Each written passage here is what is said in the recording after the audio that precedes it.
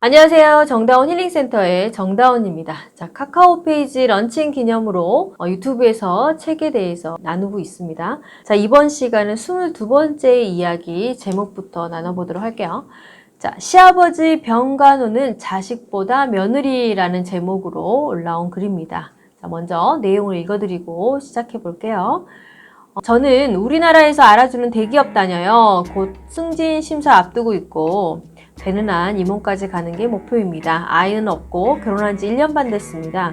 자랑으로 소개드린 건 아닙니다. 제 배경을 들으셔야 제가 지금 며느라기를 파업하려는 이유와 심정을 잘 이해하실 것 같아서요.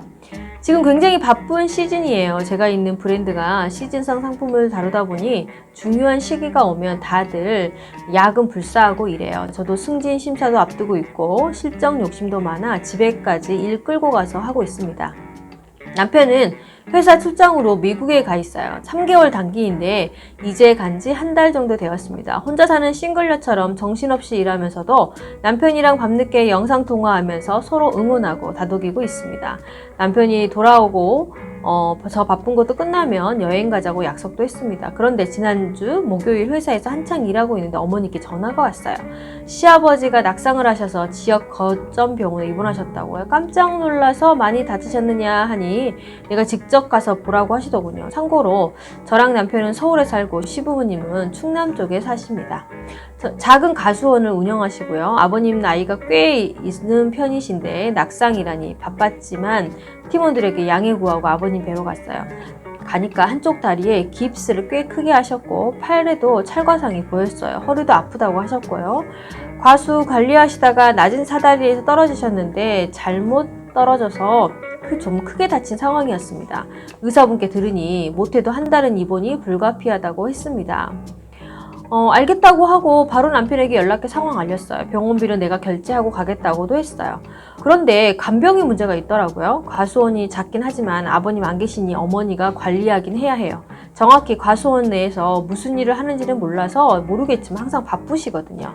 게다가 어머니도 나이가 적은 편은 아니시니 과수원 일과 간병을 병행하시기 어려울 걸로 생각이 되었습니다. 그래서 바로 간병인을 수소문했습니다. 저는 당장이라도 서울로 돌아가 회사를 복귀해야 해서 일을 해야 할 정도로 바빠서 되는 사람을 최대한 불렀어요. 그리고 병원에서 간단히 뵙고 바로 간병인 맡겼습니다. 전 급히 처리했지만 별 수 없었다고 생각했습니다. 그러고 바로 저는 서울로 돌아왔고 돌아가는 기차에서 어머니께 전화해서 말씀드렸어요. 간병인 구했으니 걱정 마시고 입원비랑 병원비도 처리했으니 신경 쓰지 마시라고요. 어머니가 버럭 화를 내셨습니다. 어디 며느리가 시아버지 다쳐서 입원했는데 하룻밤도 안 새고 그냥 가? 간병하라고 보낸 건데 회사를 가면 어쩌냐? 휴가 내고 왔어야지. 저는 차분하게 일이 바빠서 오늘 밤도 곁에 있기 힘들고 그래서 간병인 빨리 구한 거라고 말씀드렸습니다. 어머니는 제 말은 듣지도 않으셨어요. 간병인 당장 자르고 저 다시 병원으로 돌아가려고 소리를 지르셨습니다. 머리가 다 울릴 정도로 소리를 지르셔서 그러면 안 되겠지만 그냥 전화를 끊었습니다. 계속 전화 오는 것도 무시하고요. 그리고 남편한테 전화했어요. 미국은 아침 시간이라 출근 중이라 바쁠 것 같았지만 그런 거 신경 쓸 여력이 없었습니다. 여보, 어머니가 휴가 내고 아버님을 간병하려는데 나는 그럴 수 없어. 많이 나셔서 내 말은 안 들으시니까 당신이 이야기해요. 남편이 알겠다고 해서 전화를 끊고 핸드폰을 아예 껐습니다. 그리고 회사 가서 일을 하다가 집에서 이어서 일했어요. 밤샐 정도로요. 다음날 핸드폰 켜니까 부재중이 어마어마하게 쌓여 있었습니다. 문자도 많았는데 어머니는 물론 아버님, 시누이, 셋이 어떻게 며느리가 시아버지 간병을 안 하고 그냥 가냐고 욕을 가득 보냈습니다. 남편의 전화도 소용이 없었나 봅니다. 아침부터 울적해서 출근 준비하다가 펑펑 울었습니다. 이럴 때 남편이라도 같이 있으면 힘이 될 텐데 물리적으로 떨어져 있으니 남편에게 불만을 토로하지도 못했어요. 지각할 것 감안하고 눈물 멈출 때까지 다 울고 나서 어머니께 전화했습니다. 그러니 안 받으셨어요. 화나셨던 뜻이겠죠? 하는 수 없이 출근하는데 남편 누나에게 전화가 왔습니다. 원래도 제가 대기업 다니는 건 마뜩잖아 했던 분인데 건수 잡았다고 했는지 속사포로 던지시군요. 한 집안에 며느리로 들어왔으면 무엇보다 가정일이 최우선이야. 어디 며느리가 아픈 시아버지를 두고 가? 울 아빠가 배신감에 치를 떨다가 더 아파 지금. 그리고 간병인도 뭐 전문성도 없어 보이는 사람을 데려다 놨어. 아주 돈 번다고 유세지. 당장 휴가 내고 병원으로 와. 지금 이 글은 아버님 병원으로 가는 기차 안에서 쓰고 있습니다. 네, 가긴 가려고 합니다. 다만 원하는 대로 간병하러 가는 거 아닙니다. 반박하러 가는 거예요. 여기 클럽은 현명하게 고부 갈등이나 가정 문제를 해결하기 위해 존재한다고 들었습니다. 제가 진흙탕 싸움이 되지 않도록 시월드에서 어떤 말을 해야 할까 답을 알려주세요 라고 써주셨습니다.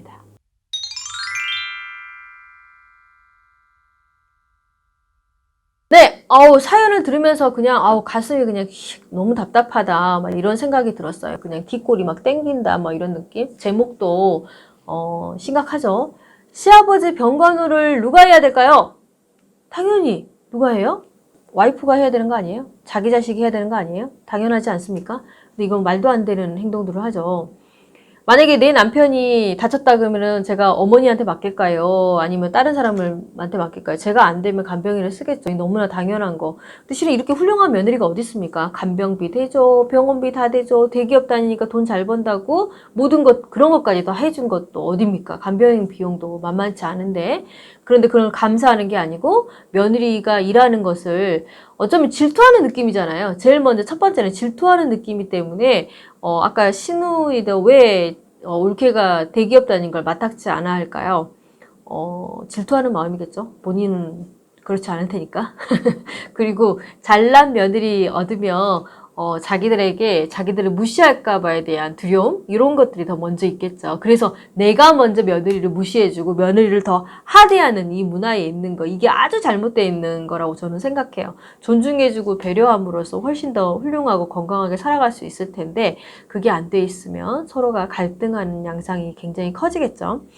자, 이 문제 어떻게 해결해야 될까요? 이 친구가 벌써 지금 이 영상을 찍고 있으니 갔다 왔겠죠. 그 당시에 제가 피드백을 해줬던 내용이니까.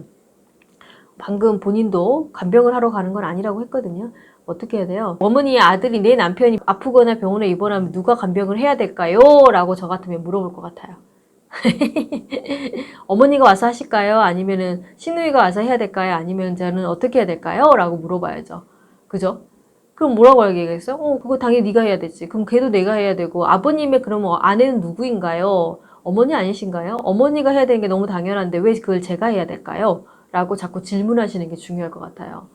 그리고 아마 가서 질문한다고 해서 막 이제 그때부터는 막 흥분해서 우길 거예요. 어디 싸가지가 있네 없네 며느리가 시어머니한테 대드네 시아버지한테 대드네 하면서 온 식구가 똘똘 뭉쳐서 이 아내를 비난할 확률이 되게 높죠. 솔직히 얘기하면 갈 필요도 없었어요. 여기를 왜 갑니까? 안 가야지. 그리고 그냥 내비둬야죠.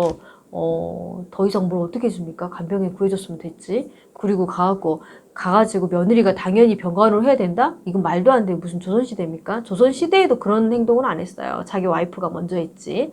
이거는 말이 안 되는 거기 때문에 대응하지 않는 게 답이라고 저는 생각을 해요. 절대 대응할 필요가 없어요. 하지만 이렇게 갔을 때는, 대화를 할 때는 그렇게 얘기를 해야죠. 어머니, 내 남편이 아팠을 때 저는 어떻게 해야 될까요? 라고 물어봐야 되겠죠? 누구한테 시켜야 돼요?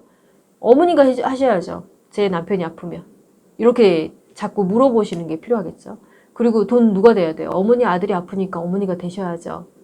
저는 근데 그런 것도 하지 않고 내가 다 됐어요. 누가 만든 걸까요? 라고 자꾸 얘기해 주시고 그리고 나서 그거에 대한 대화가 될 리가 없어요. 대화가 이렇게 얘기하시는 분들 중에 대화가 될 리가 없으니 그때는 뭐 하면 돼요? 빠져나오시면 돼요.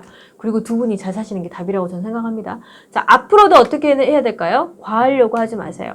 솔직히 병원비부터 다 대주고 간병인까지 다 대주고 오니까 이렇게 문제를 일으키는 거거든요. 시누이는 뭐 하는 사람입니까? 그 자기 부모인데 같이 해야 되는 거 아닙니까? 그럼 돈도 제가 100만 원이 나왔으면 50만 원 나눠서 합시다 해서 딱 분리해야 되는 게 맞다고 저는 생각을 합니다. 그리고 여력이 있으면 부모님이 해야 되는 게 맞고요. 자식한테 하는 게 무슨 당연한 것처럼 유세를 떠는 이런 것들부터가 사그라들어야 된다고 생각을 해요.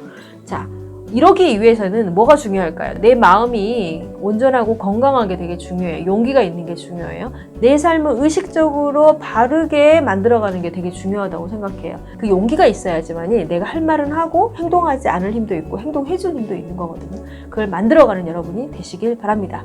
자, 오늘도 함께해 주신 여러분 감사해요. 안녕.